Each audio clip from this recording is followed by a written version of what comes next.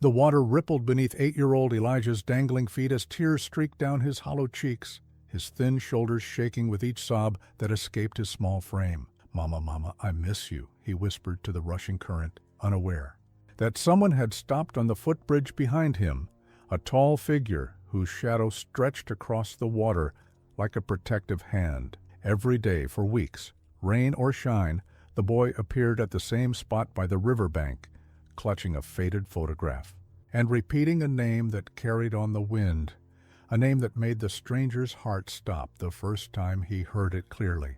Who was this mysterious child, and why did the name he whispered with such heartbreaking devotion sound so hauntingly familiar to the man who now found himself drawn to this same spot day after day? If this story touched your heart, please like, subscribe, and share it with someone who needs hope today. Michael Harrington wasn't one to linger in public parks. His days were meticulously scheduled, his life ordered with the same precision he brought to the boardroom. Yet for the third afternoon in a row, he found himself standing on that wooden footbridge, briefcase in hand, watching the small boy by the water's edge. He told himself it was concern. What child sits alone by a river day after day? Where were the parents? But deep down, Michael knew it was something else that kept drawing him back, something that had jolted through him like an electric current the first time he'd clearly heard what the boy was saying. Sarah Collins. The name had floated up to him on the breeze, and Michael had nearly dropped his phone into the water below. Sarah Collins. A name he hadn't heard spoken aloud in nearly 3 years, yet one that still appeared in his nightmares. Today, he'd arrived earlier than usual, hoping to catch the beginning of the boy's ritual.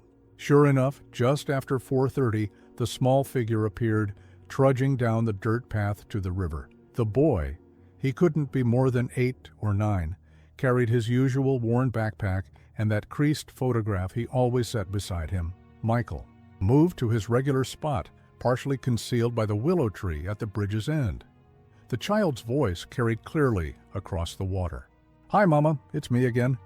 Grandma's cough is worse today. I made her tea before school, but she was still coughing when I left." Michael's breath caught. The mother wasn't just missing, she was gone.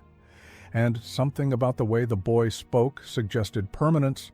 "I gotta be on my math test. I know you'd want me to do better. I'll try harder next time, I promise." The boy, Elijah, Michael had heard him called once by a passing teacher, pulled out homework from his backpack and began working. Still, talking occasionally to the photograph, Michael found himself rooted to the spot, unable to leave. The mention of Sarah Collins couldn't be coincidence. She had worked in his company's customer service division for nearly 5 years. He remembered her vaguely, pleasant, efficient, with a gentle voice. Then, toward the end, the absences had begun. The HR reports had crossed his desk, along with dozens of others. He hadn't made the connection until now. This boy, this Elijah, must be Sarah's son. And if he was talking to his mother as though she were dead, Michael's stomach clenched with a feeling he hadn't experienced in years. Guilt, pure and crushing, because he remembered now. Not just Sarah Collins, the employee, but the memo he'd signed off on 3 years ago, a company-wide policy change regarding medical leave and health benefits for non-managerial staff. Cost-cutting measures deemed necessary during a difficult quarter. He'd never considered the human cost of those signatures. Not until this moment, watching a little boy pour his heart out to a river and a faded photograph. As if sensing his presence, Elijah suddenly looked up, scanning the bridge. Michael stepped back quickly, but not before their eyes met briefly across the distance. The boy's gaze, wary and old beyond his years, sent another jolt through Michael. He turned and walked swiftly back toward the parking lot, his mind racing. He needed to know more about the boy, about what had happened to Sarah Collins after she'd left his company, about the role he might have played in creating the profound loneliness he witnessed each day by the river's edge for the first time. In years, Michael Harrington changed his schedule. The board meeting could wait. He had research to do. The apartment building stood in the shadows of downtown, its brick facade crumbling at the edges like a worn-out smile. Elijah climbed the 4 flights of stairs slowly, his backpack feeling heavier than usual. His legs ached from sitting by the river for so long, but it was the only place he felt close to his mother. The hallway smelled of cabbage and disinfectant. Mrs. Petrovich from 4C had been cooking again, the scent seeping under her door and mingling with the ever-present mustiness of the building. Elijah fished the key from around his neck, he wore it always, even when sleeping, and opened the door to 4F. "Grandma, I'm home," he called, his voice echoing in the small space. The apartment was quiet except for the rhythmic wheeze coming from the bedroom. Elijah set his backpack down and went to check on his grandmother. She lay propped against 2 thin pillows, her chest rising and falling with effort, each breath a battle. "There you are, child," she murmured, her voice papery thin. "River again?" Elijah nodded, taking the empty glass from her nightstand. "I'll get you fresh water. Did you take your medicine?" His grandmother's eyes, cloudy with cataracts but still sharp with intelligence, studied him. "You're too young to be nursemaiding an old woman." "I don't mind," Elijah said, though they both knew it wasn't entirely true. At 8 years old, he shouldered responsibilities that made his teachers exchange concerned glances. In the kitchen, little more than a narrow strip with a 2-burner stove and a refrigerator that hummed and clicked through the night, Elijah filled his grandmother's glass and took stock of their supplies. Half a loaf of bread, some peanut butter, 3 eggs. They'd need to be careful until the first of the month when his grandmother's check arrived. He carried the water back and helped her take the pills lined up in a weekly organizer, another of his responsibilities. Then he retreated to the living room, which doubled as his bedroom. The fold-out couch remained folded most days. Elijah preferred to sleep in his sleeping bag on the floor, pretending he was camping like his mother had once promised they would. From his backpack, he carefully removed the photograph, his most precious possession. Sarah Collins smiled up at him, her arm around a 6-year-old Elijah, both of them laughing in front of a carousel. It was their last trip together, 2 months before she'd gotten sick, 6 months before she'd gone away forever. The apartment held few other reminders of her. After her death, they'd been evicted from their previous home. His grandmother had managed to save some clothes, this photo, and Sarah's old jewelry box, but everything else had been lost. Sometimes Elijah struggled to remember what his mother's voice had sounded like. He placed the photo on the windowsill and began his homework at the wobbly card table. Through the thin walls, he could hear the neighbors, Mr. Rodriguez, arguing. With his teenage son, the twins from 4D, running back and forth, their mother's tired calls for quiet. The building was full of noise, but empty of comfort. Elijah's stomach growled, but he ignored it. Dinner would be small tonight, and he wanted to make sure his grandmother ate enough.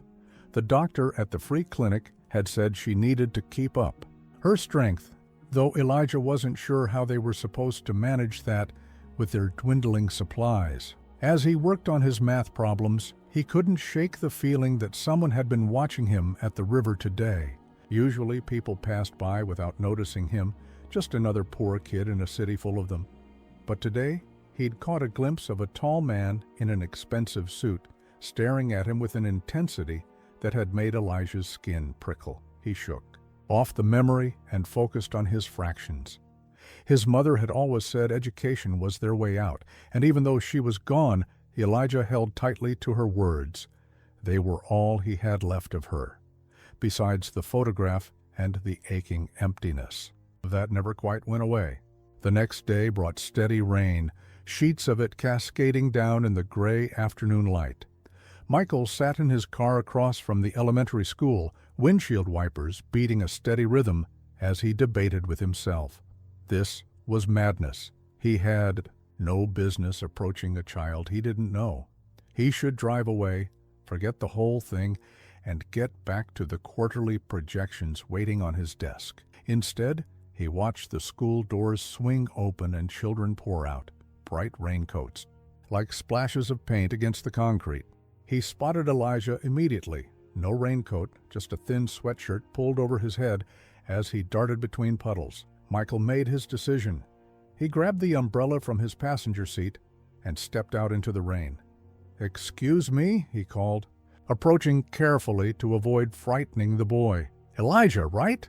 The child froze, suspicious eyes darting up to Michael's face, then to the street behind him, calculating escape routes. "How do you know my name?" His voice was quiet, but not timid, a current of steel running beneath the words. Michael held the umbrella over both of them. "I've seen you by the river. I walk across that bridge sometimes. You're the man who was watching me." Not a question, but an accusation. I was concerned. It's not usually safe for kids to be alone by the water. The lie felt awkward on Michael's Sonia tongue. "I'm Michael." Elijah shifted his backpack, still wary. "I'm not supposed to talk to strangers." "That's very smart," Michael said, genuinely impressed by the boy's caution. "Would it help if I walked you home? You're getting soaked, and I have this umbrella." Elijah studied him with that unnerving intensity. Why would you do that? It was a fair question, one Michael wasn't entirely sure he could answer. "Because it's raining, and you don't have an umbrella," he finally said, "and because sometimes people just help each other." Something like scorn flickered across the boy's face. "Not in my experience." The simple statement, delivered with such adult resignation, hit Michael like a physical blow. What had this child seen in his short life to make him so cynical? "Well," Michael said, "maybe I can be the exception." For a long moment, Elijah seemed to be weighing his options. Finally, with a slight shrug that suggested he had little to lose, he stepped closer under the umbrella. "I don't live far," he said. They walked in silence for a block, the rain drumming on the umbrella above them. Michael searched for something to say, finding himself uncharacteristically at a loss. He was used to commanding boardrooms, navigating high-stakes negotiations. Why was talking to an 8-year-old so daunting? "Do you go to the river every day?" he finally asked. Elijah nodded, eyes fixed ahead. "Whenever I can." "To talk to your mom?" The question slipped out before Michael could consider its impact. Elijah stopped walking, his face suddenly closed. "You were listening to me?" "Not intentionally," Michael said quickly. "I just happened to hear—" "That's private," Elijah cut him off, stepping out from under the umbrella. "You shouldn't listen to private things." "You're right. I'm sorry." Michael meant it. "That was wrong of me." The apology seemed to catch Elijah off guard. He stood in the rain, studying Michael with those two old eyes. "My mom died," he said finally, the words flat and matter-of-fact. "2 years ago. Sometimes I still talk to her. It's not weird." "I don't think it's weird at all," Michael said quietly. "I think it's a way of keeping her with you." Something in Elijah's posture eased slightly. He stepped back under the umbrella. "Grandma says that too, that she's always with me." He paused. "But sometimes I just want her back for real." The simple honesty of the statement pierced Michael's carefully constructed defenses. For a moment, he saw himself at Elijah's age, after his own mother had left, not through death but through choice, standing at the window, waiting for a car that never returned. "I know," he said. And for the first time, Elijah seemed to really look at him, as if sensing the truth behind the words. They resumed walking, the silence now slightly less strained. At the entrance to a rundown apartment building, Elijah stopped. "This is where I live," he said. Michael looked up at the crumbling facade, noting the broken security door, the graffiti along the side. "Thank you for letting me walk with you." Elijah hesitated, then asked, "Will you be at the river tomorrow?" The question caught Michael by surprise. "Would that be okay with you?" A small shrug. "I guess so, just don't spy on me." "I promise," Michael said solemnly, and was rewarded with the ghost of a smile before Elijah disappeared into the building. Michael arrived at the river the following day carrying a small cooler. Inside were 2 carefully wrapped sandwiches from the deli near his office, roast beef with cheese, lettuce, and tomato. Nothing fancy, but substantial. He'd also packed apple slices, 2 bottles of water, and chocolate chip cookies from the bakery on the corner. He wasn't entirely sure what had possessed him to prepare a picnic for a child he barely knew.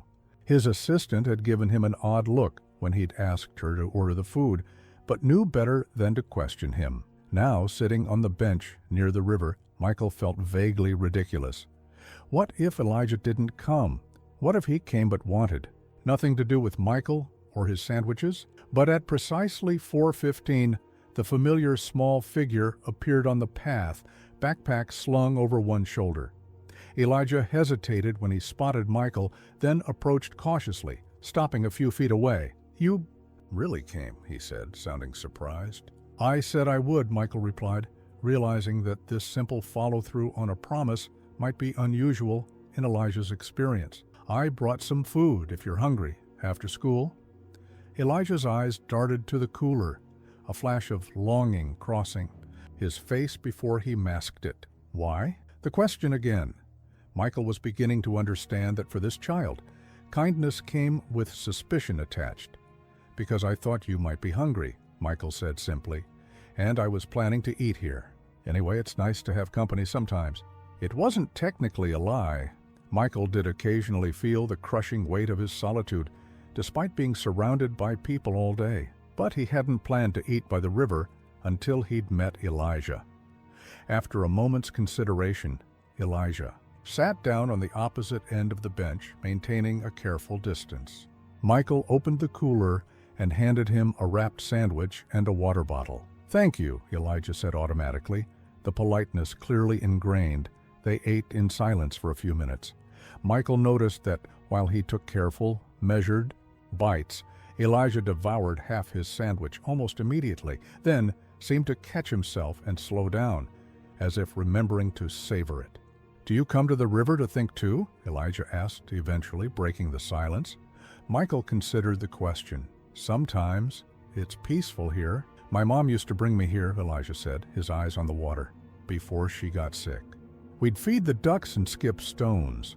Michael nodded, not wanting to interrupt this rare offering of information. "She knew how to make a stone skip 5 times, Elijah continued, pride evident in his voice. "She tried to teach me, but I could only ever make it skip twice." "I've never been able to skip stones at all," Michael admitted. "They just plunk straight down when I throw them." This earned him a skeptical look from Elijah. "Really? But you're a grown-up." "Being grown-up doesn't mean you can do everything," Michael said, smiling slightly. "There are lots of things I'm not good at." Elijah seemed to find this concept intriguing. "Like what?" "Well, besides skipping stones. I can't draw at all. I can't dance. I can't speak any languages besides English. I'm terrible at remembering jokes." With each admission, Elijah's posture relaxed a little more.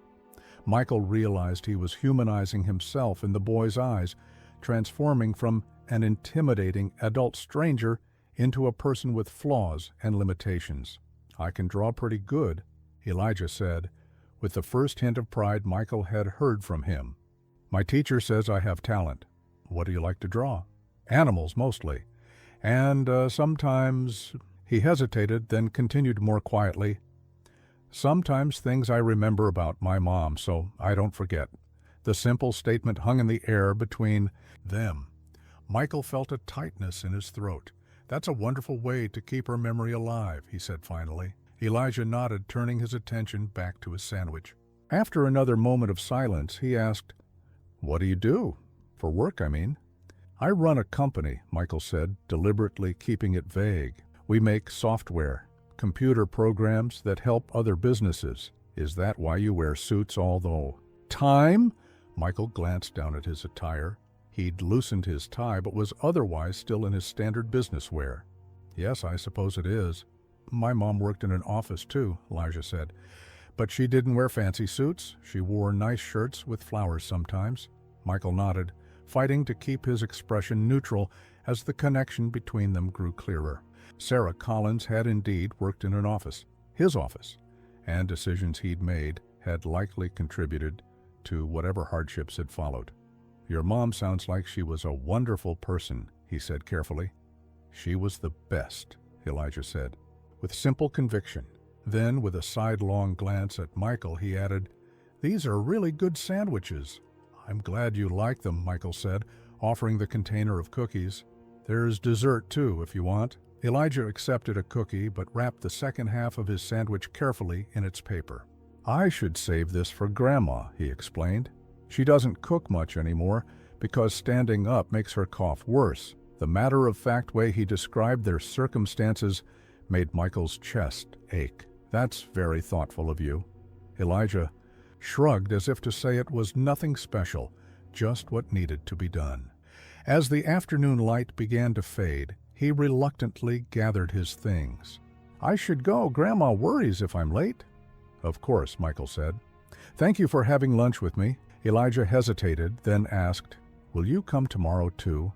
Michael felt an unexpected warmth spread through him. "I'd like that very much." The Harrington Technologies building dominated the skyline, 70 floors of glass and steel reflecting the morning sun.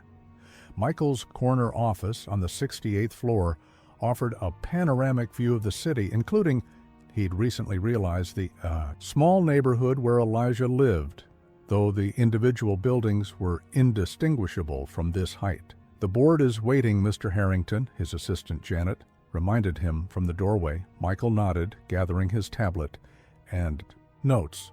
"Thank you, Janet. About those personnel files I asked for." "On your secure server," she confirmed. "Though I should mention that accessing terminated employee records from 3 years ago is somewhat unusual. Is there anything specific you're looking for that I might help with?" Her tone was carefully neutral, but Michael caught the underlying curiosity. Janet had been with him for 8 years. She knew his habits, and this request had been outside his normal pattern. "Just following up on something," he said vaguely. "Thank you for your discretion." The boardroom fell silent as Michael entered. 12 faces turned toward him expectantly. The leadership team that had helped him build Harrington Technologies from a promising startup to a Fortune 500 company in just over a decade. "Let's make this quick," Michael said, taking his seat at the head of the table. "Quarterly projections first, then the Singapore expansion." For the next hour, Michael went through the motions of corporate leadership with practiced ease. He asked the right questions, challenged the appropriate assumptions, and approved the necessary expenditures. But his mind kept drifting to the river, to Elijah, to the personnel file waiting in his private server. "Michael, your thoughts on the healthcare package revisions?" The question from his CFO, David Mercer, snapped Michael back to attention. David was explaining the latest cost-cutting measures for employee benefits, ironically, very similar to the ones they'd implemented 3 years ago. "Remind me of the specifics," Michael said, buying time. David slid a document across the table. "We're suggesting increasing the waiting period for new employees from 60 to 90 days, raising deductibles by 15%, and tightening the criteria for dependent coverage. Finance projects annual savings of approximately $7 million. 3 years ago, Michael would have approved without hesitation. Business was business, after all. But now all he could think about was Elijah's thin face and the half sandwich he'd saved for his grandmother. "And how many employees would be affected?" Michael asked. David looked surprised by the question. "About 40% of our workforce, primarily in customer service, data entry, and maintenance divisions, the same divisions where Sarah Collins had worked." "Hold off on those changes," Michael said abruptly. "I want a full impact analysis, not just financial, but human. How many employees have dependents who would lose coverage? How many have chronic conditions that would be affected by higher deductibles?" The room fell silent. This was not the Michael Harrington they were accustomed to, the ruthlessly efficient CEO who had built his reputation on hard-nosed business decisions. "That's not typically part of our assessment," David said carefully. "It is now," Michael replied, his tone making it clear the matter wasn't up for debate. Moving on to Singapore. After the meeting, Michael retreated to his office and closed the door. He pulled up Sarah Collins's personnel file, forcing himself to read through it thoroughly this time. Sarah had joined the company as a customer service representative 6 years ago. Her performance reviews were consistently positive, reliable, detail-oriented, good with difficult customers. She'd received 2 modest promotions within her department. Then, about 3 years ago, the absences began. first just a day here, and there, then longer stretches. Medical leave forms cited ongoing treatment without specifics. Their privacy policies meant employees weren't required to disclose the nature of their illnesses. The final memo was dated exactly 3 years and 2 months ago. Sarah Collins, terminated due to excessive absences exceeding the newly revised medical leave policy, a policy Michael himself had approved just 6 weeks earlier. He closed the file and walked to the window, staring out at the city below. Had Sarah already been sick when the policy changed? Had she lost her health insurance just when she needed it most? And what had happened in the months between her termination and her death? Michael's phone buzzed with a reminder for his next meeting. But he ignored it. Instead, he picked up his desk phone. "Janet, cancel my appointments for the rest of the day. Something's come up." "Even the Westridge merger discussion?" Janet asked, surprise evident in her voice. "Especially that. Reschedule for next week." He hung up before she could question him further, then grabbed his coat. For the first time in years, Michael Harrington was leaving work in the middle of the day. The river was calling him, and more importantly, so was the small boy who had unknowingly forced him to confront the real-world consequences of his corporate decisions. The knock at the apartment door startled Elijah from his homework. They rarely had visitors, and none that knocked so confidently. He approached cautiously, standing on tiptoe to peer through the peephole his mother had installed years ago. "Mistress." "Michael?" he said in surprise, opening the door. Michael stood in the dingy hallway, looking decidedly out of place in his expensive suit. He held a large paper bag and a smaller pharmacy bag. "I hope it's okay that I came by," he said. "I brought some dinner and—" He hesitated, then continued, "I heard your grandmother hasn't been feeling well." Elijah's face registered surprise, then suspicion. "How did you know where we live exactly? I only showed you the building." A flash of guilt crossed Michael's face. "I asked at the front desk," he admitted. "I should have waited for an invitation. I'm sorry." "Who is it, Elijah?" called a thin voice from inside the apartment. Elijah glanced back toward his grandmother's room, then at Michael, clearly torn.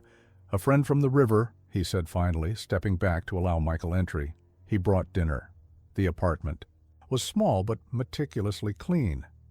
Michael noticed the worn furniture, the carefully patched curtains, the folded blankets on the couch that clearly served as Elijah's bed. A lifetime of wealth had not prepared him for the stark reality of how the other half lived, not in abstract terms, but in the specific details of this child's daily existence. "Grandma's in her room," Elijah said, leading the way. "She doesn't get up much anymore." The bedroom was small, dominated by a narrow bed, where an elderly woman sat propped against pillows. Despite her obvious frailty, her dark eyes were sharp, and immediately assessed Michael with undisguised suspicion. "So you're the suit who's been talking to my grandson," she said, her voice stronger than her appearance suggested. "Grandma, this is Mr. Michael," Elijah said.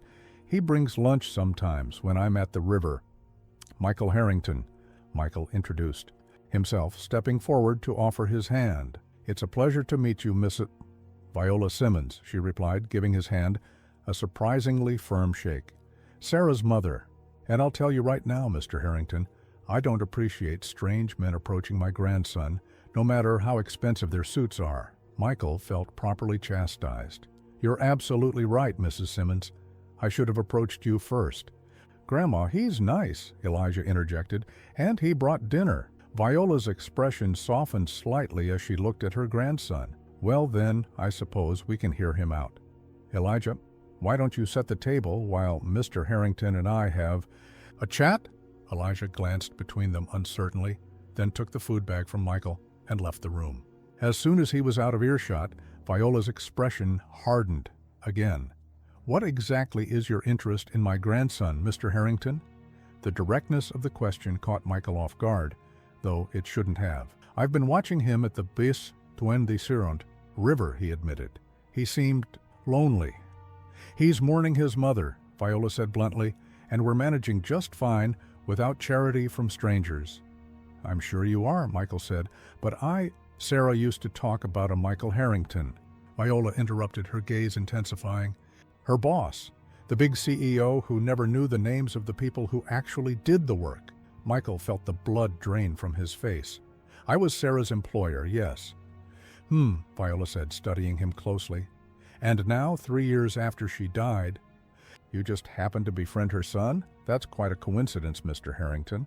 I didn't know who Elijah was at first, Michael said, though the excuse sounded hollow even to his ears. I heard him say Sarah's name at the river, and that's when you realized whose son he was, Viola finished for him. So what is this? Guilt? Charity? Curiosity about how the other half lives? Michael met her gaze directly. Maybe all of those things, he admitted. But mostly, I think I just wanted to help. Viola's laugh turned into a cough that shook her frail frame. Michael quickly poured water from the bedside pitcher and handed it to her. Sarah got sick, she said, when the coughing subsided. Cancer.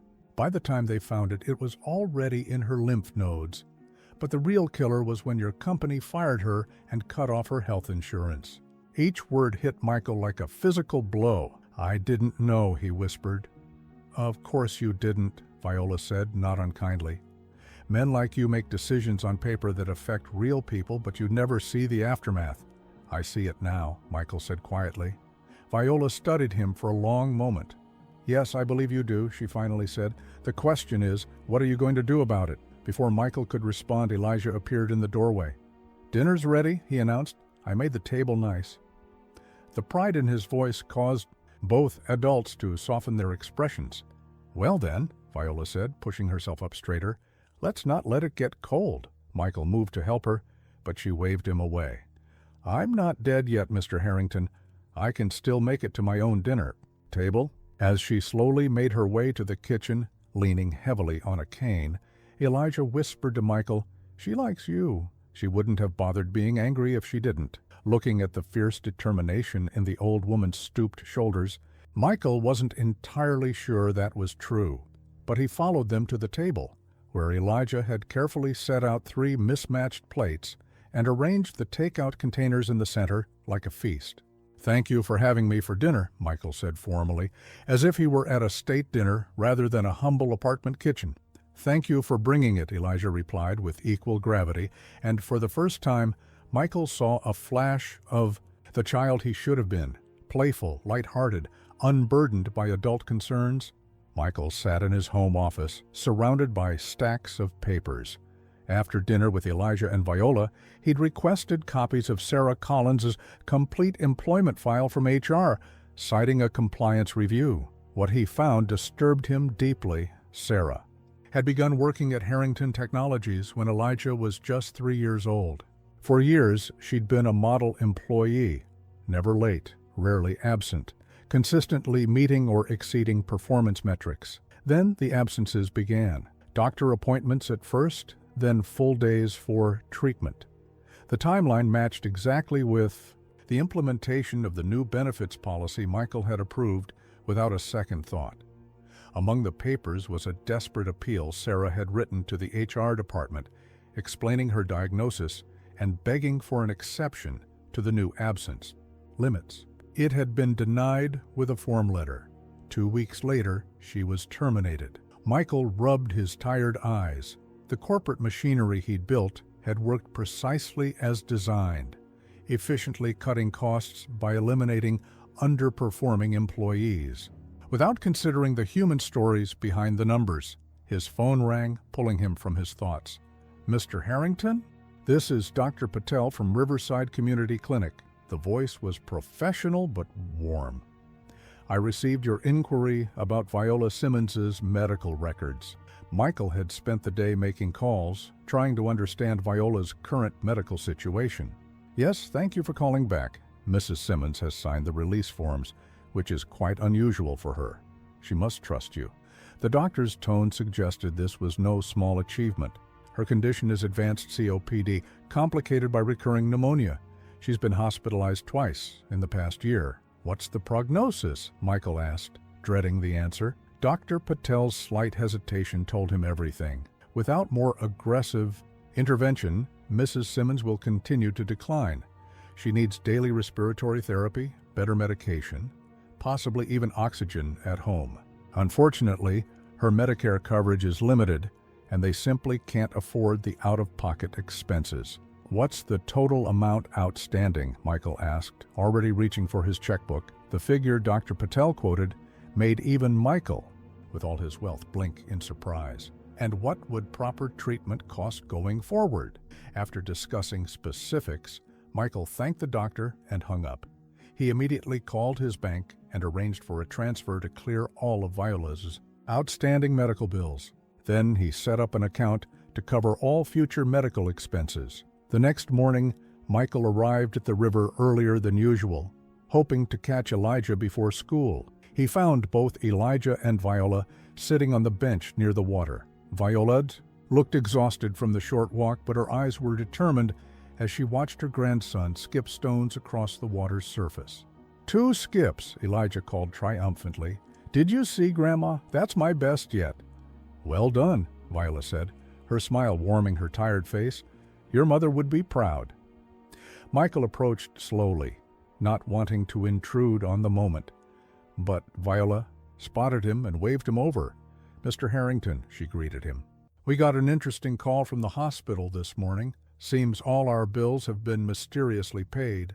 Her tone was conversational, but her eyes were sharp with suspicion. Elijah looked up in surprise. Really? How? That's what I'd like to know, Viola said, still looking at Michael. Michael met her gaze directly. I made some calls yesterday and decided to play fairy godmother. There was an edge to Viola's voice, despite her obvious exhaustion. We don't need charity, Mr. Harrington. It's not charity, Michael said quietly. It's restitution. Elijah looked between the adults, confusion clear on his face. What's restitution? It means fixing something you broke, Viola explained, her eyes never leaving Michael's face. I can't fix what happened to Sarah, Michael said, but I can try to make things right going forward. Viola's expression softened slightly. Elijah, go practice your stone skipping. Mr. Harrington and I need to talk. Once Elijah was out of earshot, Viola turned to Michael. You think throwing money at us will ease your conscience? No, Michael admitted. Nothing will do that. But the money will help Elijah, and it will get you the treatment you need.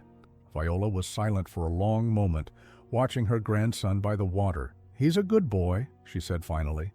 Too good for the hand life's dealt him. But he won't have me much longer. And then what? The question hung in the air between them, heavy with implication.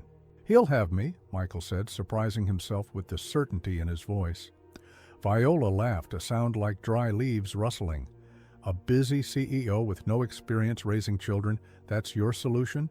I'm not suggesting I could replace you. Or Sarah, Michael said carefully, but I can make sure he's taken care of, that he has opportunities. And when you get bored, when the novelty of playing savior wears off? Viola's words were harsh, but Michael heard the fear beneath them. Fear for her grandson's future. I'm not going anywhere, Michael promised, for as long as Elijah needs me. Viola studied him for a long moment, then nodded once, as if coming to a decision. Dr. Patel mentioned something about home oxygen and a respiratory therapist. They'll be delivered this afternoon, Michael confirmed, and a nurse will come by tomorrow to show you both how everything works. Viola said. And I suppose you've arranged for the best specialists, too? Only if you want to see them, Michael said, recognizing the pride beneath her questions. Viola nodded again, more to herself than to Michael. Well then, I suppose we'll be seeing more of you, Mr. Harrington. Michael recognized it for the concession it was. I'd like that very much, Mrs. Simmons. Viola, she corrected him. If you're going to be paying my medical bills, you might as well use my first name. It wasn't forgiveness, not yet, but it was a beginning. The next few weeks established a new routine. Michael met Elijah at the river most afternoons. They skipped stones. Elijah was teaching Michael, with limited success, built elaborate dams with river rocks, and talked about everything and nothing. On weekends, Michael took Elijah to museums, parks, and once memorably, to a professional baseball game where Elijah caught a foul ball and didn't stop smiling for days. Viola's health improved somewhat with proper treatment. The oxygen machine hummed quietly in the corner of the apartment, and the respiratory therapist visited 3 times a week. Michael had also arranged for a home health aide to help with cooking and cleaning, though Viola had initially resisted this invasion of privacy. But beneath the growing warmth of their relationship, Michael carried a weight. He still hadn't told Elijah the truth about his connection to Sarah. Each time he considered it, something held him back. Fear, perhaps, that the boy's tentative trust would shatter. On a crisp fall afternoon, Michael was helping Elijah with his math homework at the kitchen table when Viola emerged from her bedroom, moving slowly with her oxygen tank trailing behind her. "Elijah," she said, "would you run down to Mrs. Petrovich's apartment and see if she needs help with her groceries? I saw her coming back from the store." Elijah looked up from his fractions. "But we're almost done with—" "Now please," Viola said with unusual firmness. Elijah glanced between his grandmother and Michael, clearly sensing the tension, but he obeyed without further protest. When the door closed behind him, Viola lowered herself carefully into his vacated chair.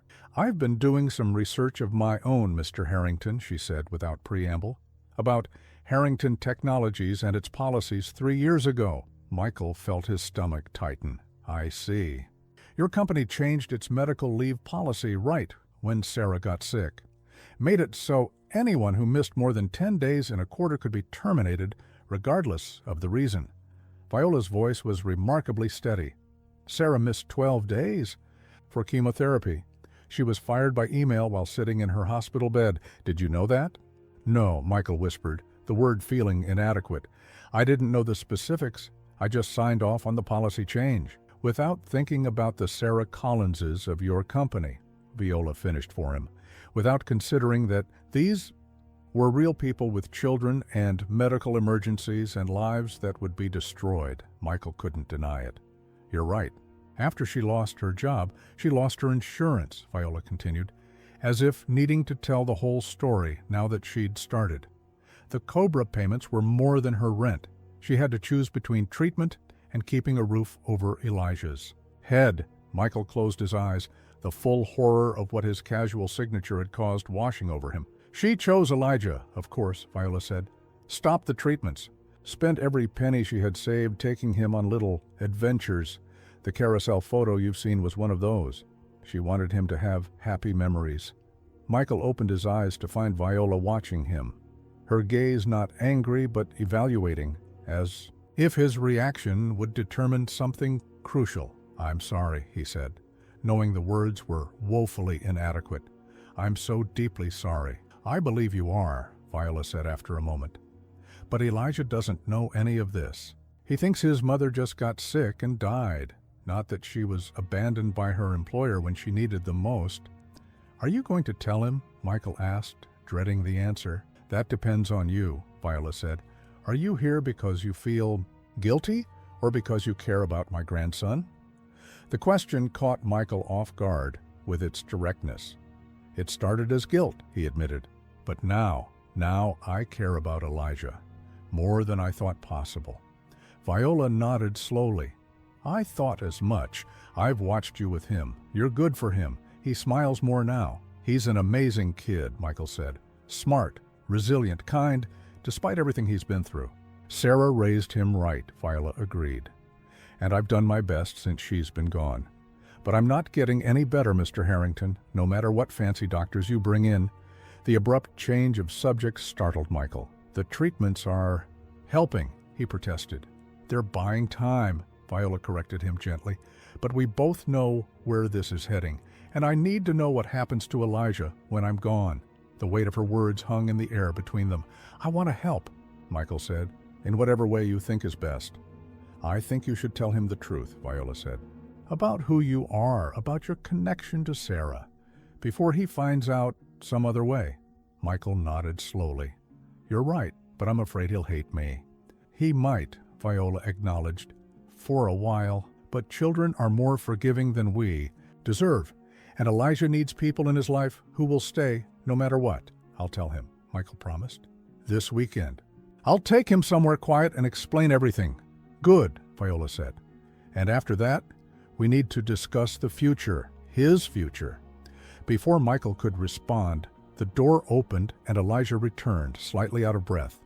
Mrs. Petrovich wasn't home, he reported, but I helped Mr. Rodriguez carry up his packages instead. Thank you, sweetheart, Viola said, her stern expression melting into a smile. Such a good helper. Elijah beamed at the praise, then looked between the adults. Is everything okay? You both look serious? Everything's fine, Michael assured, him forcing a smile. Just grown-up talk. Now, where were we with those fractions? As Elijah settled back into his chair, Michael caught Viola's meaningful glance. The truth would come out soon. He only hoped their fragile new bond would survive it. Saturday morning dawned clear and bright, the kind of perfect autumn day that seemed designed for new beginnings. Michael had arranged to take Elijah to the botanical gardens, thinking the peaceful setting might make their difficult conversation easier. He'd rehearsed what to say dozens of times, but the words still felt inadequate. As he climbed the now familiar stairs to apartment 4F, Michael's stomach churned with anxiety. When Elijah opened the door, his backpack already on and excitement lighting his face, Michael almost lost his nerve. I've never been to the botanical gardens, Elijah said as they headed for the car. Do they have those giant water lilies that can hold a person's weight? I saw them in a book. I believe they do, Michael said, forcing a smile. And there's a butterfly pavilion, too. They spent the morning wandering through lush greenhouses, Elijah darting from one exhibit to the next, with an enthusiasm that Michael wished he could share. But the weight of his impending confession hung heavy on him, making even the vibrant orchids and darting butterflies seem dim. After lunch in the garden cafe, they found a secluded bench near a small pond. Koi fish swam lazy circles in the clear water as Michael gathered his courage. Elijah, he began carefully, there's something important I need to tell you. Something about your mother. Elijah, who had been tossing crumbs to the fish, went very still. What about her? Michael took a deep breath. I knew her before. She worked at my company, Harrington Technologies. Elijah turned to face him, his expression unreadable. You knew my mom all this time? Not well, Michael admitted. She worked in customer service. I'm the CEO, so we didn't interact directly. But yes, she worked for my company. Is that why you came to the river? Because you knew her? Elijah's voice had taken on a strange, flat quality that made Michael's heart ache. I didn't recognize your name at first, Michael explained. It was when I heard you say Sarah Collins that I made the connection. I looked up her employment records after that. So you've been lying, Elijah said, the words falling like stones. This whole time. Not lying exactly, Michael tried to explain, just not telling the whole truth. I should have told you sooner. I'm sorry. Elijah stood up, stepping away from the bench. Did you fire her when she got sick? The directness of the question caught Michael off guard. I approved a policy change that resulted in her termination, yes. But I didn't know her specifically. At the time, I didn't know about her illness or about you. But you were in charge, Elijah pressed, his voice rising slightly. You could have stopped it. Yes, Michael admitted, the truth of it heavy in his chest. I could have, Elijah's face crumpled slightly before he mastered himself. So all of this, the lunches, the games, helping Grandma, it's just because you feel guilty. It started that way, Michael acknowledged. But Elijah, please believe me, that's not why I'm here now. I care about you. I care about what happens to you and Viola. You're just like everyone else, Elijah said, his voice trembling. Pretending to care until something better comes along. My dad left, my mom died, and you helped make that happen. The accusation hung in the air between them, too accurate for Michael to refute. Elijah, did she suffer? Elijah interrupted, tears now streaming down his face. Grandma never tells me, but I need to know. Did my mom hurt when she died? The question knocked the breath from Michael's lungs. I don't know, he whispered. I wasn't there, I'm so sorry. She couldn't afford her medicine anymore, came a voice from behind them. Michael turned to find Viola standing there, leaning heavily on her cane.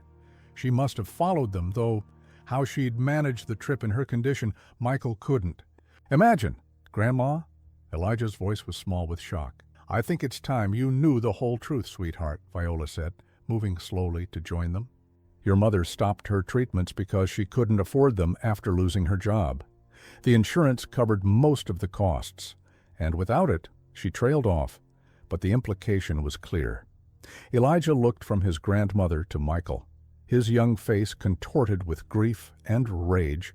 So she died because of money, because of your stupid company rules? The raw pain in his voice cut Michael to the core. The policy I approved had terrible, unforeseen consequences, he said quietly. I can't change that, but I want to make it right somehow. You can't, Elijah shouted, his control finally breaking. You can't make it right.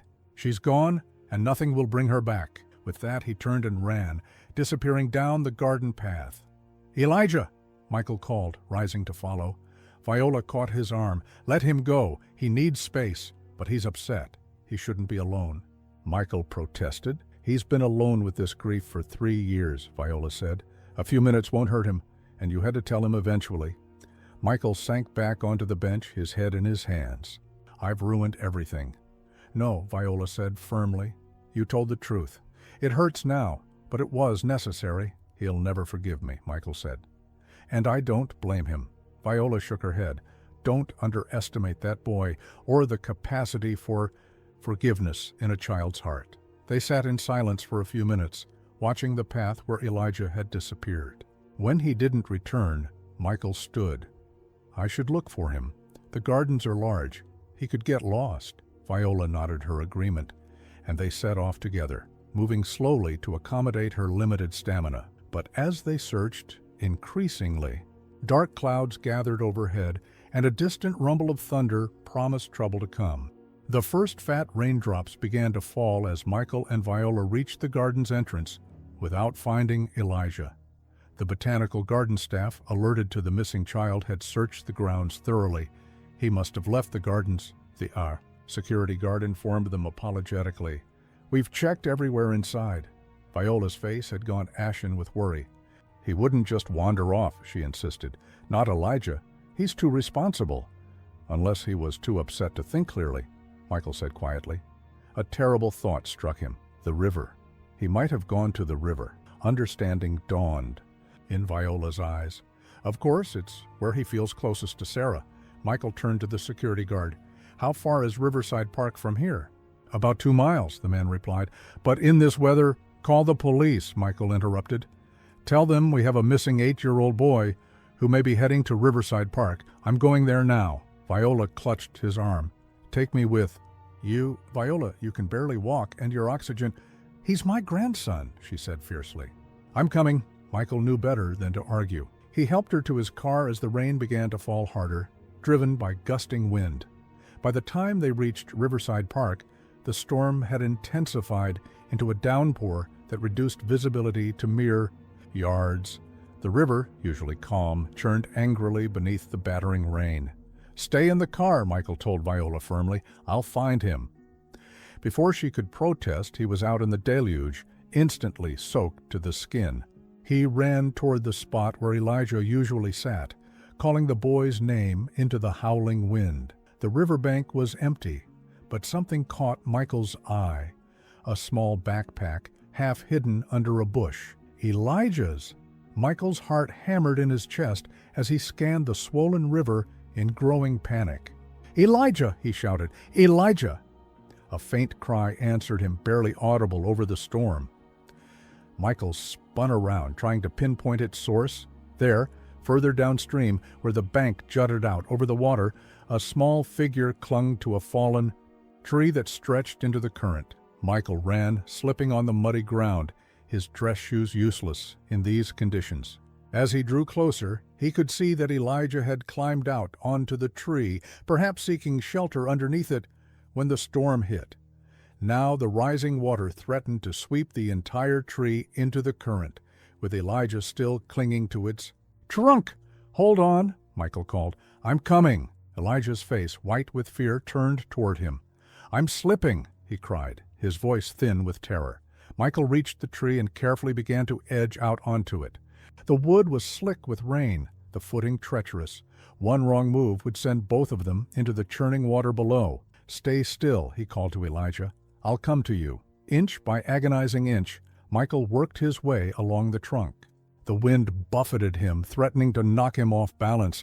The rain stung his eyes, making it hard to see. But he kept moving, focused entirely on the small, frightened boy just a few feet away. "I'm sorry," Elijah sobbed, when Michael was close enough to hear him clearly. "I didn't mean to run so far." "It's okay," Michael assured him, his voice steadier than he felt. "Just keep holding on." He was almost there, close enough to see the white-knuckled grip of Elijah's small hands on the branch. Then, with a sickening crack, the section of tree between them broke away. Elijah screamed as his portion of the trunk shifted, starting to roll toward the water. Michael lunged forward without thinking, throwing himself across the gap. His hand closed around Elijah's wrist just as the boy lost his grip. For one heart-stopping moment, they hung suspended. Michael sprawled across the broken trunk, one hand anchored to a branch, the other holding Elijah above the rushing water. "I've got you," Michael gasped. "Don't let go." With strength born of desperation, he pulled Elijah up until the boy could grab the trunk. Together they inched backward toward the shore, fighting against the wind and the increasingly unstable tree. When they finally reached solid ground, Michael gathered Elijah into his arms, holding him tightly, as if afraid he might disappear again. "You're safe," he murmured. "You're safe now." Elijah clung to him, shivering violently from cold and fear. "I thought I was going to die," he whispered. "I wouldn't let that happen," Michael promised. "Not ever." They made their way slowly back toward the car, Michael half carrying the exhausted boy. In the distance, police sirens wailed, the sound barely penetrating the storm's fury. "Why did you come after me?" Elijah asked suddenly, his voice small. "After what I said?" Michael looked down at him in surprise. "Because you were in danger. Because I care about you. Even though I was mad? Even though I said it was your fault about Mom?" "Elijah," Michael said, stopping to look the boy in the eyes despite the rain pouring down on them. "Nothing you could ever say or do would make me stop caring about you. Nothing." Something shifted in Elijah's expression. Not forgiveness exactly, but perhaps the beginning of understanding. He nodded once, then leaned his head against Michael's shoulder as they continued toward the car. They were nearly there when Michael saw the flashing lights of an ambulance through the rain. And beside it, Viola being loaded onto a stretcher, an oxygen mask over her face. "Grandma!" Elijah cried, breaking free from Michael's grasp and running toward her. Michael followed, a new fear gripping his heart. The paramedic intercepted them before they could reach her. "She collapsed," he explained. Quickly. "Respiratory distress, exacerbated by the stress and the weather. We need to get her to the hospital immediately." "I'm coming with her," Elijah insisted, his voice rising with panic. The paramedic looked uncertainly at Michael. "Are you the father?" "No," Michael said, "but I'm responsible for them both. We'll follow you to the hospital." As the ambulance pulled away, its siren cutting through the storm, Michael led Elijah to his car. The boy was silent now, shock settling over him like a blanket. "She'll be okay," Michael said, trying to sound more confident than he felt. "Your grandmother is strong." Elijah nodded mechanically, his eyes fixed on the disappearing taillights of the ambulance. "She's all I have left," he whispered. The emergency room buzzed with activity as Michael and Elijah pushed through the automatic doors, both still dripping from the storm. A nurse directed them to a waiting area while Viola was being stabilized. Elijah sat rigid in the molded plastic chair, his small body trembling with cold and fear. "Let me find you some dry clothes," Michael said, noticing the boy's blue-tinged lips. He approached the nurse's station and explained their situation. Within minutes, a kind-faced nurse returned with hospital scrubs and warm blankets for both of them. "You can change in there," she said, pointing to a small bathroom. "The doctor will update you on Mrs. Simmons as soon as possible." Michael helped Elijah change into the two large scrubs, rolling up the sleeves and pant legs. The boy moved mechanically, his eyes distant. When they returned to the waiting area, a different nurse approached them. "Are you here with Viola Simmons?" she asked. Michael nodded. "Is she all right?" The nurse glanced at Elijah, then back to Michael. "The doctor would like to speak with you privately." Alarm flickered across Elijah's face. "No," he said firmly. "I want to hear too. She's my grandma. Mr. the Potts." Nurse hesitated, but something in Elijah's determined expression made her relent. "Very well, come with me." They followed her through swinging doors into the treatment area. Viola lay in a curtained bay, connected to monitors and an oxygen mask. Her eyes were closed, her breathing labored despite the assistance. A doctor looked up from her chart as they entered. "Mr. Harrington, I'm Dr. Reyes. We've stabilized Mrs. Simmons for now, but her condition is serious. The COPD is advanced, and this episode has significantly weakened her lungs. But she'll be okay, right?" Elijah asked, his voice small but insistent. "Doctor," Reyes bent slightly to address him directly, "we're doing everything we can for your grandmother. She's a fighter." Elijah nodded, accepting this non-answer with the wariness of a child who had heard similar platitudes before. He moved to Viola's bedside and carefully took her hand. "Grandma," he whispered, "I'm here." Viola's eyes fluttered open. "Elijah," she murmured through the mask, "you're safe." "Mr. Harrington found me," Elijah told her, "at the river." Viola's gaze shifted to Michael, standing awkwardly at the foot of the bed. "Thank you," she said, the words barely audible. The monitors beeped. Suddenly, and Viola's breathing became more labored. Dr. Reyes stepped forward quickly. "I need you both to step outside now," he said, his tone brooking no argument. "We need to help Mrs. Simmons." A nurse ushered them back to the waiting area as more medical personnel rushed into Viola's room. Elijah watched helplessly as the curtain was drawn around his grandmother's bed. "What's happening?" he demanded, turning to Michael. "Is she dying?" The directness of the question caught Michael off guard. He crouched down to Elijah's level, meeting his eyes. "I don't know," he admitted, "but the doctors here are excellent. They're doing everything possible to help her." Elijah's face crumpled. "It's my fault. If I hadn't run away—" "No," Michael said firmly. "This is not your fault.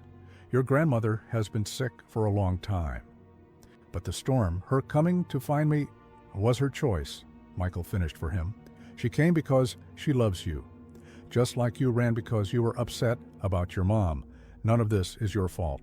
Elijah's composure finally broke. His small shoulders began to shake with silent sobs. Michael hesitated only briefly before pulling the boy into his arms.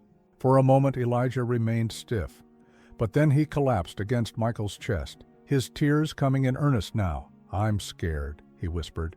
"I know," Michael said, holding him tightly. "I'm here with you. You're not alone." They stayed that way for what seemed like hours, though in reality it was perhaps only 20 minutes before Dr. Reyes approached them again. His expression was grave. "We've stabilized her again," he reported. "But Mrs. Simmons needs to be in the ICU. Her respiratory system is failing, and she may need to be intubated if her condition worsens." "Can I see her?" Elijah asked. "Briefly," Dr. Reyes allowed. "She's asked for both of you." They followed him to a small glass-enclosed room filled with beeping machines.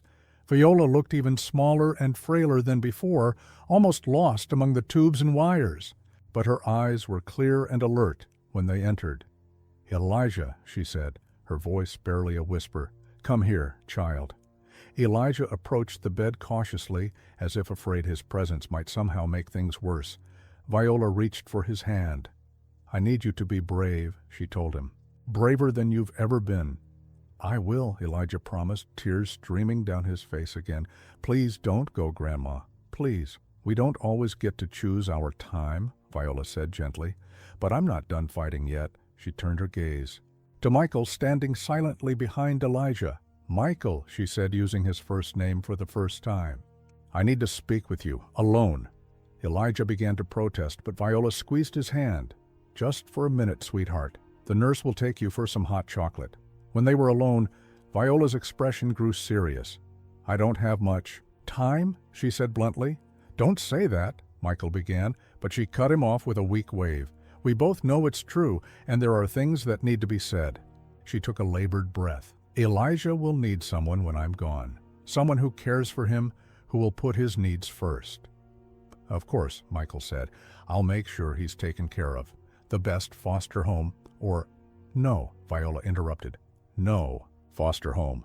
No strangers?" Her eyes held his, unwavering despite her weakness. "I'm asking if you'll take him, Michael. Be his guardian. The request stunned him. Me? But I don't know how to be a parent. And after what I did to Sarah?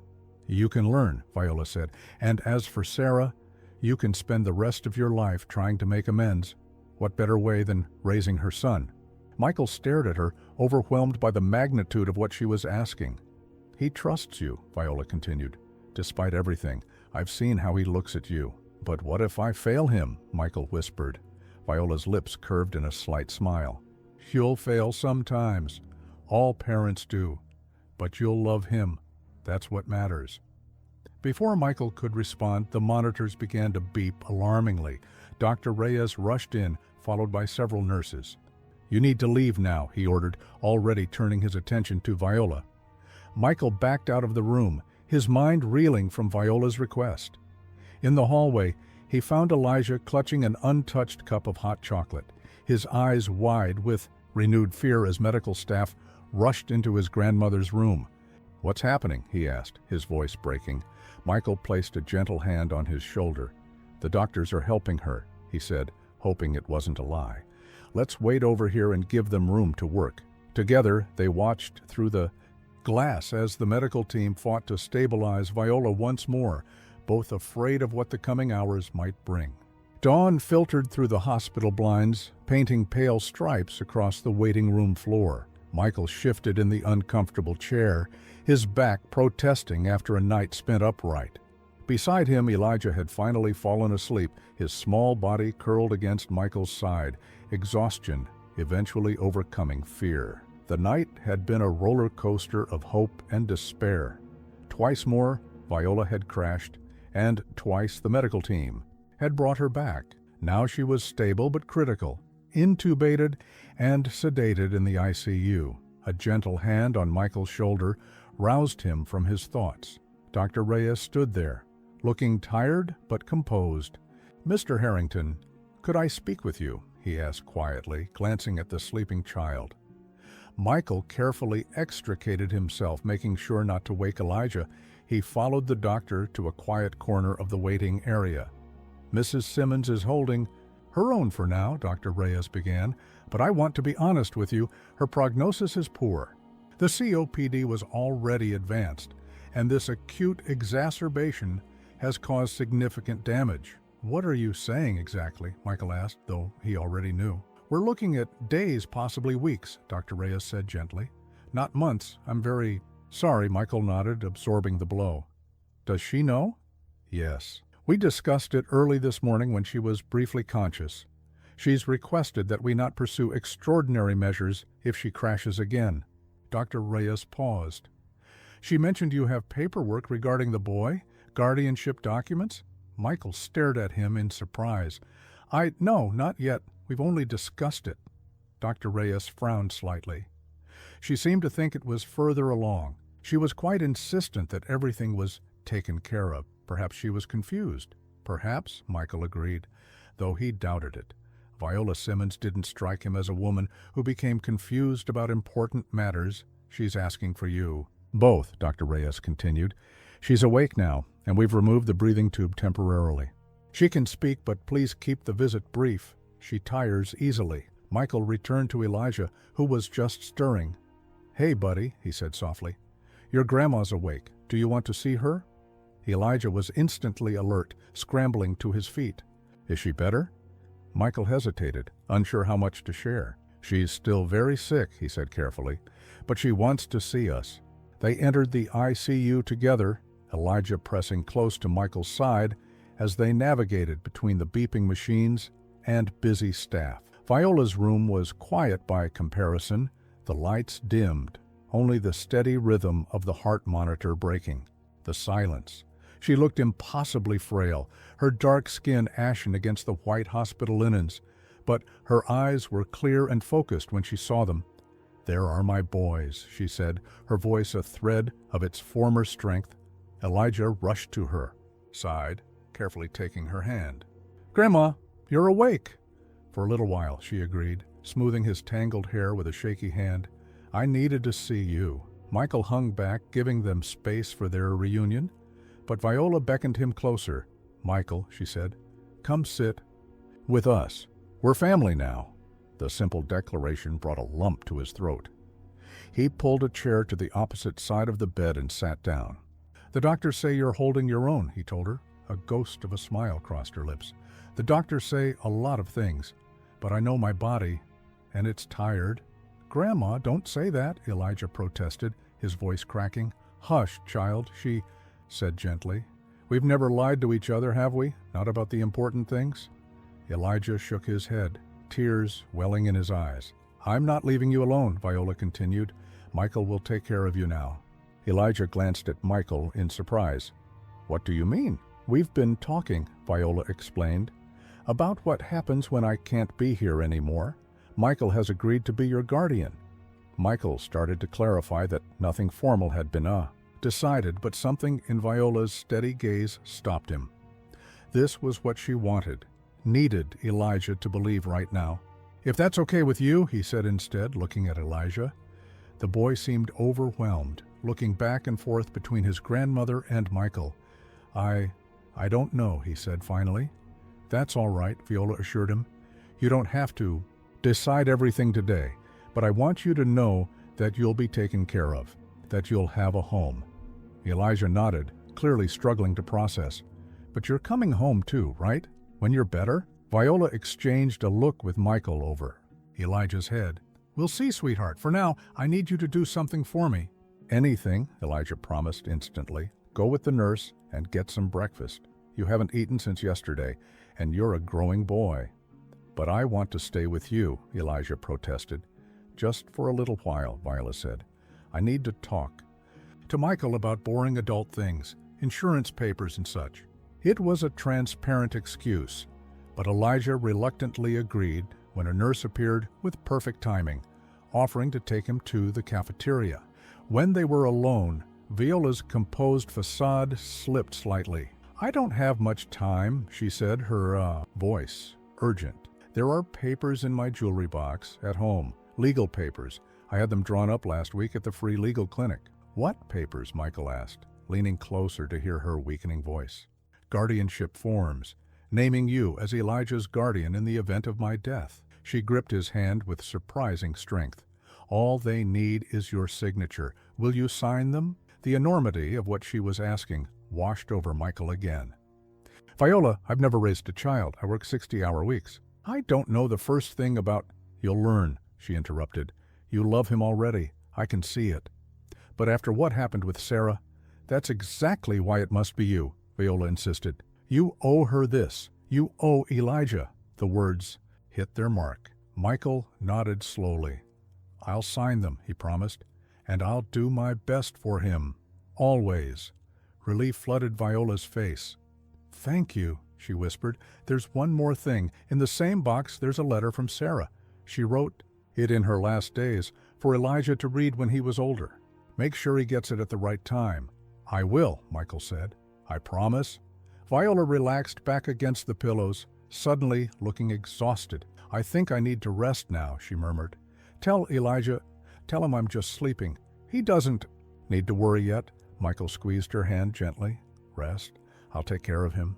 As he left the room, he saw Elijah returning from the cafeteria, a half-eaten muffin in his hand. The boy looked so small, so vulnerable in the busy hospital corridor. Michael felt the weight of Viola's trust settle on his shoulders. A burden, yes, but also a gift. A chance for redemption. The Harrington Technologies boardroom fell silent as Michael finished speaking. 12 pairs of eyes stared at him in varying degrees of shock and disbelief. "Let me make sure I understand," David Mercer, the CFO, said carefully. "You want to completely overhaul our medical leave policy, institute full health coverage for all employees from day one of employment, establish a fund for employees with catastrophic illnesses, and create a child care center on site?" "Yes," Michael confirmed, "and a college scholarship fund for employees' children." The cost would be, David consulted his tablet, approximately $22 million annually. $22 million well spent, Michael replied. It had been 2 weeks since Viola's hospitalization. She had stabilized enough to return home, though everyone understood it was for hospice care, not recovery. Michael had signed the guardianship papers and filed them with the court. In the meantime, he'd been doing a lot of thinking about his company and its policies. Michael, Jennifer Oakes, the head of HR, leaned forward. While these are admirable initiatives, they're completely out of line with industry standards. No other tech company offers this level of benefits. Then we'll set a new standard, Michael said simply. One that recognizes our employees as people, not just assets. The board members exchanged glances. This was not the Michael Harrington they knew, the ruthless businessman who had built an empire through calculated decisions and fiscal discipline. "May I ask what's prompted this shift in philosophy?" asked Thomas Chen, one of the longest-serving board members. Michael considered the question. He could tell them about Sarah Collins, about Elijah and Viola. He could explain how a chance encounter with a grieving child had forced him to confront the human cost of corporate policy. But that was private, sacred even. "Let's just say I've gained some perspective," he said instead. "Our current policies hurt people, real people with families who depend on them.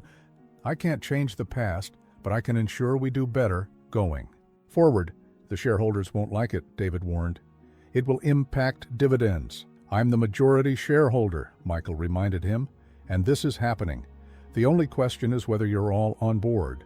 For the next hour, they debated the specifics, implementation timelines, budget allocations, PR strategy.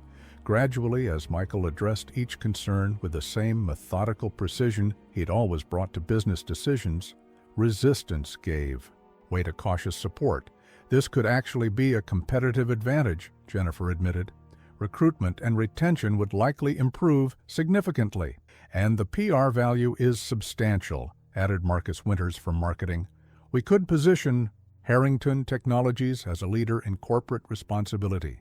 By the time the meeting concluded, the board had unanimously approved the new initiatives, though Michael suspected some had done so only out of loyalty or self-interest. It didn't matter. The changes would happen, regardless. "There's one more thing," Michael said as they gathered their things to leave. "I'll be taking a step back from day-to-day operations for the next few months. Personal reasons." This announcement caused another ripple of surprise. Michael Harrington never took time off, not for vacations, not even when he'd had pneumonia 3 years ago. "Who will be in charge?" Thomas asked. "Janet has my full schedule and knows which decisions can wait for my input. For everything else, you all are more than capable of running things in my absence." Michael looked around at the team he'd assembled over the years. "I trust you to carry this forward." After the meeting, Michael returned to his office to find Janet waiting with his afternoon schedule. "The board meeting ran long," she observed. "How did they take it?" "About as expected," Michael replied. "But they came around." Janet nodded, unsurprised. In 8 years as his assistant, she'd never seen Michael fail to get his way in the end. "Your car is waiting downstairs," she reminded him. "You're scheduled to pick up Elijah from school at 3:30. Michael glanced at his watch. "I'd better get going then." As he gathered his coat, Janet hesitated, then said, "If you don't mind my asking, sir, is this all because of that boy? These changes to the company, taking time off?" Michael considered the question.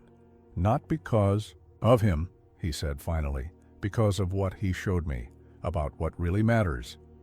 Janet smiled, a rare softening of her professional demeanor. "For what it's worth, I think Sarah Collins would be grateful." Michael looked at her sharply. "You remember her?" "Of course," Janet said. "She always brought homemade cookies to the holiday parties. Once she helped me jump-start my car in the parking garage. Small kindnesses, but you remember those things. Small kindnesses." Michael thought about all the small kindnesses Sarah must have shown her son, the memories Elijah treasured. And he thought about the massive corporate machinery that had crushed those kindnesses without a second thought. "Yes," he said quietly, "you do remember those things." As his car navigated the afternoon traffic, Michael found himself looking forward to seeing Elijah's face when he picked him up from school. The boy had been staying with Michael while Viola was in the hospital, and they were slowly finding their rhythm together. It wasn't always easy. Elijah still had moments of anger and resentment about his mother, but there were good moments too. Laughter over breakfast, bedtime stories. Simple pleasures that Michael had never imagined would be part of his life, and beneath it all, the knowledge that he was keeping his promise to Viola and, in some small way, making amends to Sarah Collins. It wasn't redemption. Nothing could undo what had happened, but perhaps it was a start. "This is it?" Elijah asked, his voice echoing slightly in the empty living room. He turned in a slow circle, taking in the floor-to-ceiling windows, the gleaming hardwood floors, the sweeping view of the city. "This is it," Michael confirmed, setting down the small suitcase containing Elijah's belongings. "What do you think?" Elijah wandered to the windows, pressing his hand against the glass. "It's so high up," he said. "You can see the whole city, including the river," Michael pointed. "Out gently. See, right there." Elijah followed his gesture and nodded, spotting the familiar winding blue line in the distance. "Can we still go there sometimes?" "Of course," Michael assured him. "Whenever you want." It had been 3 months since Viola's passing. She had died, peacefully in her sleep, with Elijah holding one hand and Michael the other. The weeks that followed had been a blur of funeral arrangements, court appearances to finalize the guardianship, and careful preparations for Elijah's move to Michael's penthouse apartment. Michael had hired a decorator to transform his spare bedroom into a proper space for an 8-year-old, complete with a desk for schoolwork, shelves for books, and walls painted Elijah's favorite shade of blue. But he'd left some decisions for Elijah himself: bedding, rugs, artwork, wanting the boy to feel ownership of his new space. "Would you like to see your room?" Michael asked. Elijah nodded, following Michael down the hallway. When Michael opened the door, Elijah's eyes widened. "This is all for me?" he asked in disbelief. "All yours," Michael confirmed. "We can change anything you don't like." Elijah entered slowly, touching the desk, the bookshelf, the window seat, overlooking the city. "It's perfect," he whispered. Michael watched from the doorway, his chest tight with emotion. These past months had changed him in ways he was still discovering. He'd learned patience, humility, and a kind of love he'd never experienced before. Fierce and protective and utterly selfless. "We need to get you some more books," Michael observed, noting the half-empty shelves. "And maybe some posters or pictures." "For the walls?" Elijah nodded, then asked hesitantly, "Can I put up a picture of my mom?" "Of course," Michael said immediately. "As many as you want." In fact, he reached into his pocket and pulled out a small, wrapped package. "I have something for you." Elijah took it curiously. "What is it?" "Open it and see." Inside was a silver frame containing the photograph Elijah always carried to the river, Sarah smiling with her arm around a younger Elijah in front of the carousel. "I had it professionally restored and framed," Michael explained. "The original was getting worn." Elijah stared at the photograph, his fingers tracing his mother's face behind the glass. "Thank you," he said, his voice thick with emotion. "You're welcome. I thought maybe it could go on your nightstand, so she's the first thing you see in the morning and the last thing at night." Elijah nodded, carefully placing the frame on the bedside table. Then, to Michael's surprise, the boy stepped forward and hugged him, the first time he'd initiated physical contact between them. "Thank you," Elijah repeated, his voice muffled against Michael's shirt. Michael hugged him back, his throat tight. "You're welcome," he managed. The moment was interrupted by the doorbell. Elijah pulled away, wiping his eyes quickly. "That's probably the rest of the delivery," Michael said. "Let's go see." They returned to the living room to find a delivery team with several large boxes. "Where would you like these, Mr. Harrington?" the foreman asked. "In the living room is fine," Michael directed. "Just leave them unopened." When the delivery team had gone, Elijah approached the boxes curiously. "What are these?" "Well," Michael said, trying to sound casual, "I thought maybe you'd like to help decorate the apartment. It's your home now, too, after all." Elijah's eyes widened. "Really? I can help choose stuff?" "Absolutely," Michael said. "I've never been very good at making a place feel like a home. I could use your expertise." For the first time in weeks, a genuine smile spread across Elijah's face. "Can we open them now?" "That's the plan. These are just options, though. If you don't like anything, we can look for something else." Together they opened the boxes, revealing lamps, throw pillows, picture frames, and colorful art pieces. Elijah moved from box to box, touching everything, his excitement growing. "This one," he declared, holding up a vibrant abstract painting, for above the fireplace. "Excellent choice," Michael agreed. For the next hour, they arranged and rearranged the new items around the apartment. Michael watched as the sterile, magazine-perfect space he'd inhabited for years transformed into something warmer, more vibrant, more alive. "Are you hungry?" Michael asked when they'd finished. "We could order in, or I could cook something." "You can cook?" Elijah asked skeptically. Michael laughed. "Basic things. Pasta, grilled cheese. I've been taking some lessons, actually." "Really? Why?" "Well," Michael said, "I thought it might be nice for us to have dinner together sometimes." "Home-cooked meals." Understanding dawned in Elijah's eyes. "Like a real family." "Like a real family," Michael confirmed. "If that's okay with you." Elijah considered this, his expression thoughtful. "My mom used to make the best macaroni and cheese," he said finally, "with little hot dogs cut up in it." "I don't know that recipe," Michael admitted. "But maybe you could teach me?" Elijah nodded, a small smile playing at his lips. "I think I remember how she did it. She let me help sometimes." "Then that's what we'll have for dinner," Michael decided. "Your mom's mac and cheese, as close as we can make it." As they headed to the kitchen together, Michael felt a sense of rightness settle over him. They were still figuring things out, still healing, still learning to trust each other, but they were doing it together. And somehow, that made all the difference. Spring arrived with a burst of color along the riverbank. Michael stood back, watching as Elijah carefully planted a cluster of blue forget-me-nots in the freshly turned soil. "Mom loved these," Elijah explained, patting the earth gently around.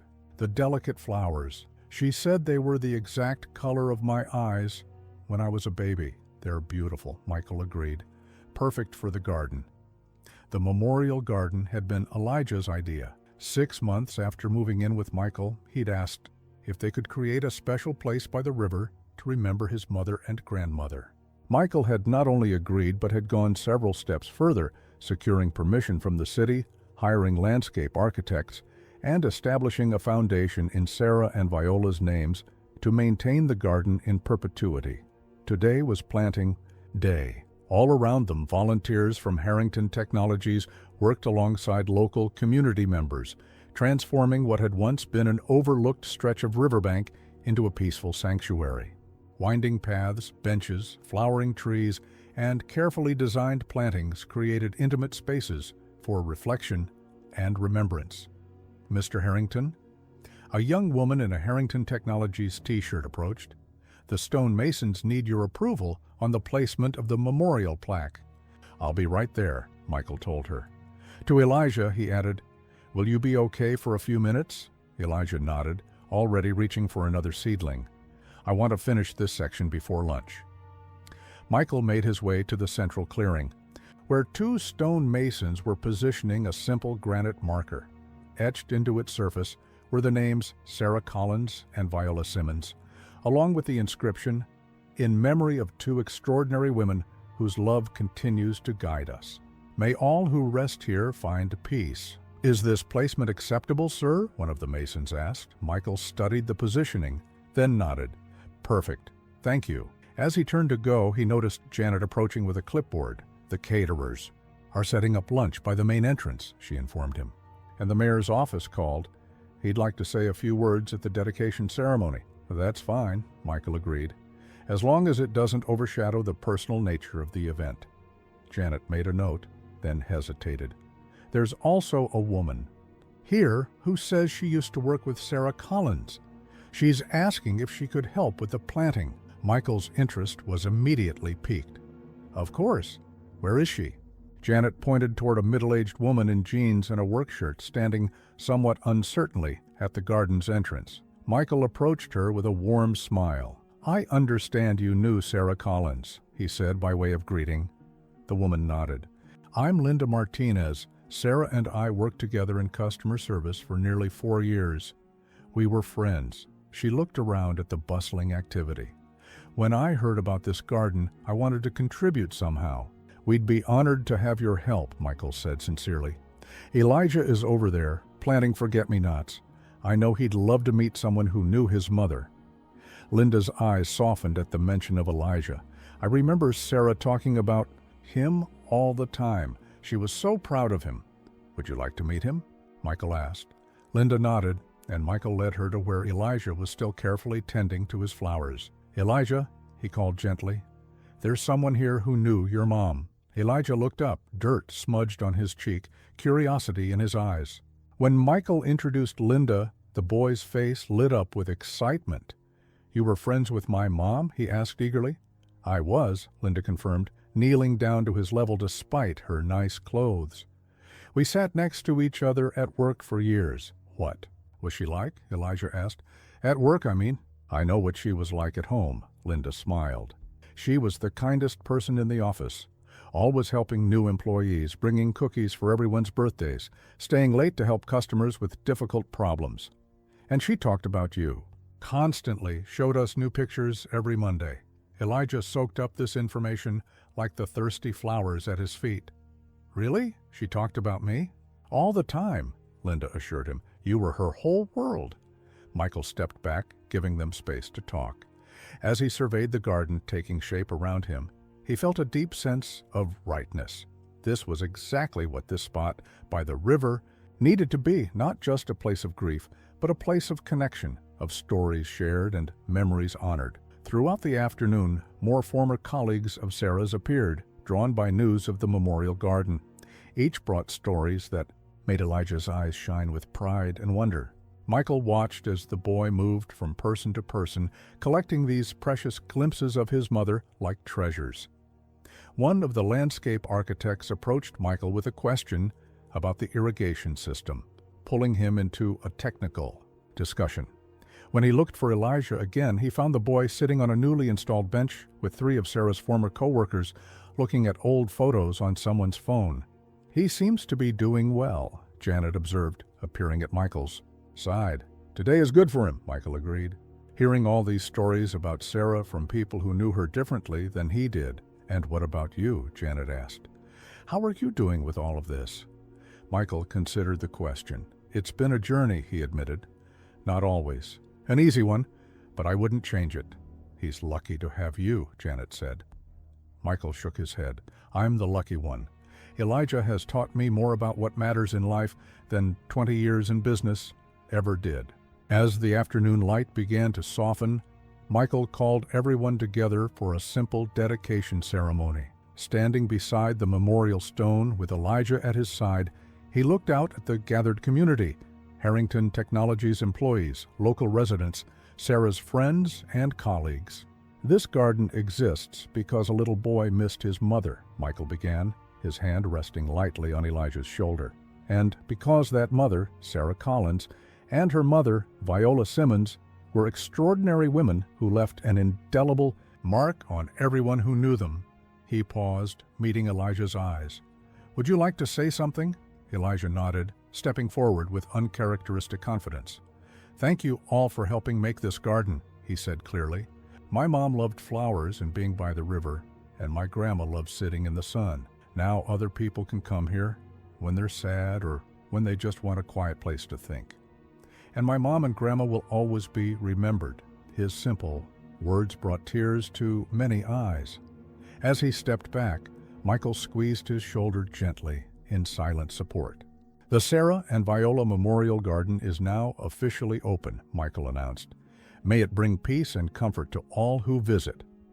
As the gathered crowd dispersed, Elijah turned to Michael. Do you think they'd like it? He asked quietly. Michael looked around at the beautiful space they had created together.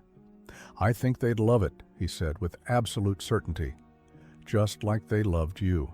The mahogany-paneled courtroom felt imposing despite its small size. Michael adjusted his tie nervously as they waited for the judge to arrive. Beside him, Elijah sat perfectly still in his new suit, legs swinging slightly above the floor. Are you okay? Michael whispered. Elijah nodded, though his fingers fidgeted with his jacket button. Just nervous. What if the judge says no? She won't, Michael assured him. though his own stomach churned with the same fear. "We've done everything, right? All the paperwork is in order." It had been nearly a year since Viola's passing. The temporary guardianship had transitioned smoothly into a more permanent arrangement. But today was different. Today, Michael was petitioning the court for full legal adoption. The decision hadn't been made lightly.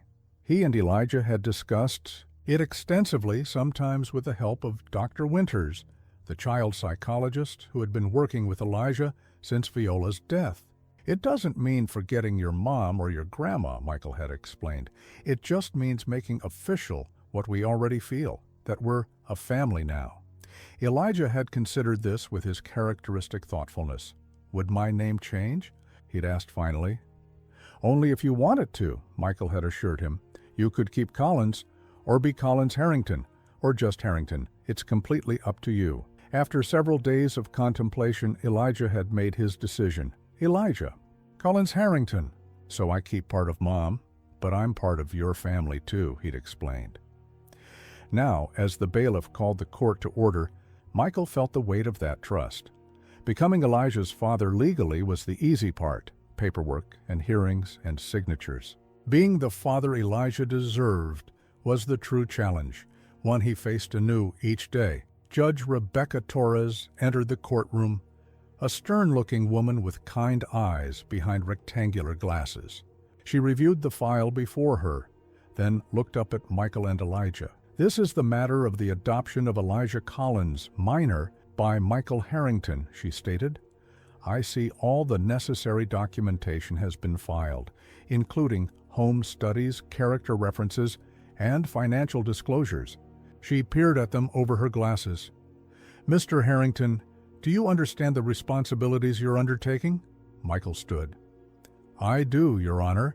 Elijah has been living with me for the past year under the guardianship arrangement. I'm fully committed to being his parent in every sense of the word." Judge Torres nodded, then turned her attention to Elijah. "Young man, the law requires that I consider your wishes in this matter. You're not quite 10 years old, but you're certainly old enough to have an opinion. Do you want Mr. Harrington to adopt you?" Elijah stood, straightening his small shoulders. "Yes, Your Honor," he said clearly.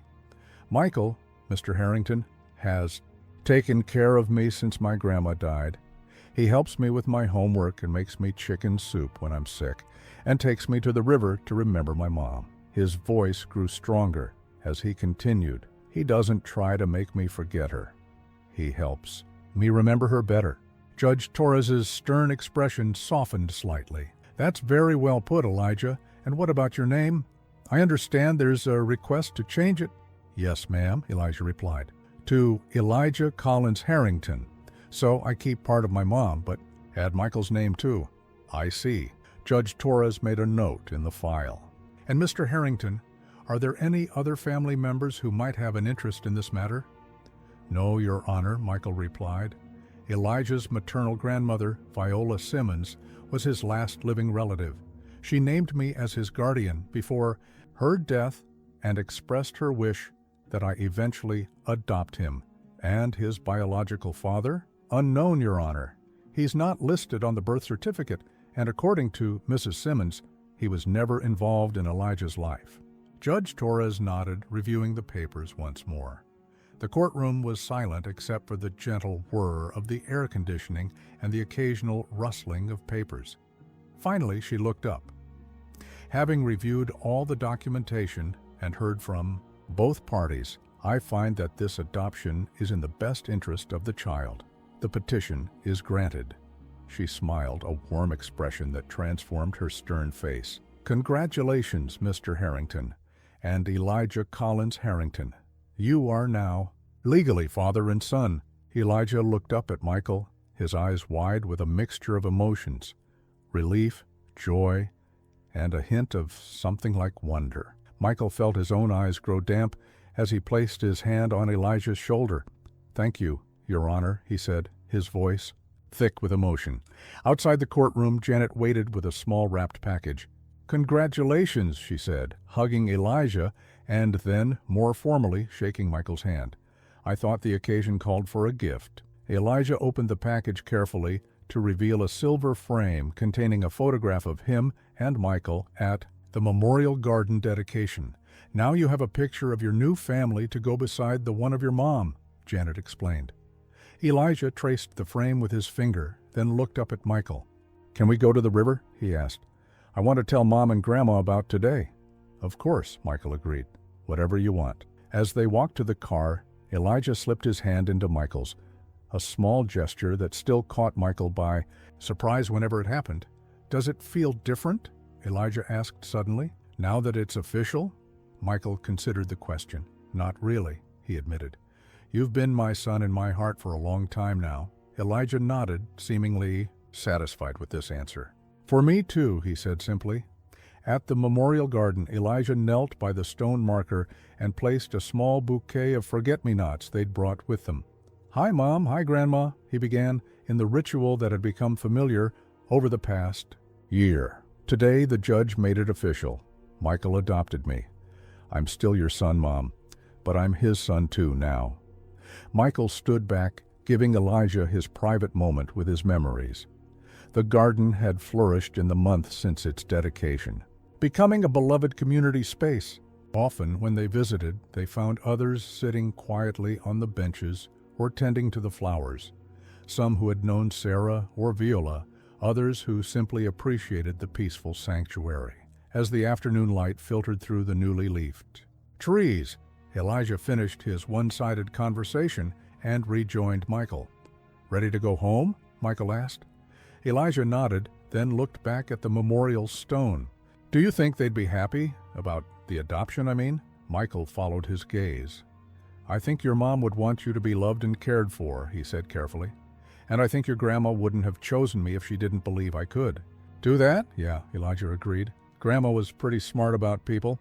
"She certainly was," Michael said, remembering Viola's piercing gaze and unflinching assessment of his character. "She saw right through me from the beginning." Elijah smiled at that, a genuine, unguarded expression that was becoming more frequent as the months passed. "She liked you anyway, though." "Eventually," Michael acknowledged with a chuckle, "after I proved myself worthy." Together they walked back through the garden, father and son in name now, as well as in heart, their shadows, stretching long in the late afternoon sun. 1 year later, on a perfect autumn day, much like the one when they'd first met, Michael sat on the familiar riverbank bench, watching Elijah skip stones across the water. The boy had grown several inches in the past months, his frame less fragile, his movements more confident. 5 skips, a new record, brought a triumphant whoop from his lips. "Did you see that?" he called over his shoulder. "Impressive," Michael acknowledged. "Your mom would be proud." Elijah beamed at the mention of Sarah, no longer flinching at the reference. He jogged back to the bench and flopped down beside Michael, slightly out of breath from his exertions. "Today's the day, right?" he asked, suddenly serious. "For the letter?" Michael nodded, reaching into his jacket pocket. "Your 10th birthday, just as your grandmother instructed." The letter had remained sealed in Viola's jewelry box, waiting for this day, the day Sarah had specified her son should read her final words. Michael had been both dreading and anticipating the moment, unsure how Elijah would react, but knowing it was an important milestone in his healing. "Are you ready?" Michael asked gently. Elijah took a deep breath, then nodded. "I'm ready." Michael handed him the envelope, slightly yellowed with age, Sarah's handwriting clear across the front. "For Elijah, on his 10th birthday." With careful fingers, Elijah broke the seal and unfolded the pages. Michael started to stand, offering privacy, but Elijah caught his sleeve. "Stay," he said simply. "Please." Michael settled back onto the bench as Elijah began to read silently. He watched the boy's face, noting each subtle shift of emotion, the small smile, the furrow of concentration, the moment when tears welled in his eyes but didn't fall. When he finished, Elijah carefully refolded the letter and sat quietly for a moment. "Would you like to tell me about it?" Michael asked softly. Elijah nodded. "She knew she was dying when she wrote it. She said she didn't want to leave me, but she couldn't fight anymore." He swallowed hard.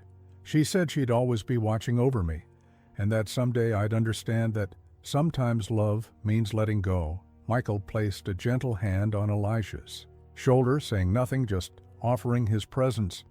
She also said, Elijah continued, his voice steadier now, that I should be open to new love coming into my life, that she wanted me to have a family again, even if she couldn't be part of it. He looked up at Michael. It's like she knew somehow. Your mother was a wise woman, Michael said, and she loved you very much. There's something for you too, Elijah added, pulling a smaller, separate note from the envelope. She wrote your name on it. Surprised, Michael accepted the folded paper. Are you sure this was meant for you? Mom wanted you to have it, Elijah said with certainty. With slightly trembling fingers, Michael unfolded the note. The handwriting was shakier than on Elijah's letter, perhaps written later in Sarah's illness. To whoever is caring for my son as he reads this, thank you. If you're reading this, it means you've loved him enough to honor my wishes, to help him remember me while allowing him to move forward. I don't know who you are, but I love you for loving my boy. Please tell him stories about me sometimes, even the silly ones. Please let him be sad when he needs to be. And please know that somewhere, somehow, I am grateful for every kindness you show him. Sarah Collins. Michael carefully refolded the note, too moved to speak immediately. The simple generosity of spirit in those words, written by a dying woman to an unknown future guardian, humbled him completely. What did she say? Elijah asked. She said, thank you, Michael answered simply, for taking care of you. Elijah nodded, as if this made perfect sense. She would have liked you, I think, once she got to know you. I think I would have liked her very much, Michael replied. And it was true. The Sarah Collins he had come to know through Elijah's stories, through Viola's memories, through the notes like this one, was someone he wished he'd had the chance to meet properly. They sat in companionable silence for a while, watching the river flow. The memorial garden bloomed nearby, now well established and flourishing. People came and went, some to sit quietly, others to tend the plants, a few to add flowers to the ever-present collection by the memorial stone. Can I ask you something? Elijah said eventually. Anything, Michael replied. Do you ever regret it? Taking me in, I mean, changing your whole life. The question caught Michael off guard. Regret it? Elijah, you are the best thing that ever happened to me. Before you, I had a house, not a home. I had success, but not purpose. Even though it started because you felt guilty about Mom? Michael considered his answer carefully. It started there, he acknowledged, but it grew into something much bigger, much more important. Love isn't about where you start, but where you end up. And I ended up exactly where I was meant to be, being your dad. Elijah leaned against Michael's side, a gesture of affection that had become natural between them. I'm glad you found me by the river that day. So am I, Michael said, his arm around his son's shoulders. So am I. As the afternoon light began to fade, they stood to leave. Elijah carefully tucked his mother's letter into his pocket, a treasure to be read again and again in the years to come. Ready for birthday dinner? Michael asked. Janet's bringing that chocolate cake you like. Almost, Elijah said. He walked to the edge of the water and picked up one last stone, testing its weight in his palm before drawing back his arm and sending it skipping across the surface. 1, 2, 3, 4, 5, 6 skips before it disappeared beneath the ripples. A new record, Michael noted with pride. Elijah turned back with a smile that held both sadness and joy. The complicated emotion of a child who had lost much but found his way forward. Mom would have been impressed, he said. She is impressed, Michael corrected gently. Remember what she wrote. She's watching over you. Elijah nodded, reaching for Michael's hand as they walked away from the river, heading home together. If this story touched your heart, please like, subscribe, and share it with someone who needs hope today.